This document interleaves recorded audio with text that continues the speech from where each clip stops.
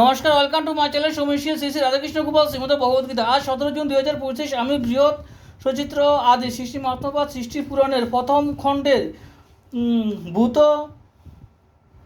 প্রেতাদি জন্ম এবং নিত্য অনিত্য বস্তু ও কল্পাদির বিবরণ এর 28 পৃষ্ঠার কিছু অংশ পাঠ করছি।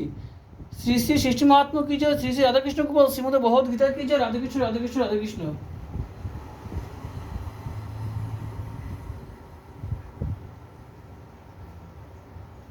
অগ্রে ব্রহ্ম কল্প হয় বেদের লিখন, বরাহ দ্বিতীয় কল্প বলে ভূতগণ, পদ্মকল্প তৃতীয় এতে হইল গঠন, এই তিন হয় কল্প শাস্ত্রের লিখন।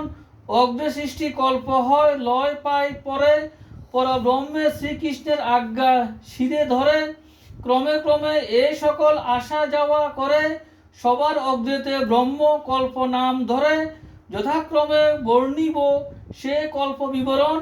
চারি যুগ সৃষ্টি কইল দেবনারায়ণ, সত্যক্রেতা দুই যুগ দাপর অপরে, সর্বশেষ কলিযুগ শাস্ত্রের বিচারে, এই চারি যুগে তত্ত্ব শুনো মুনিগণ, বিস্তারিয়া আমি সব করিব বর্ণন।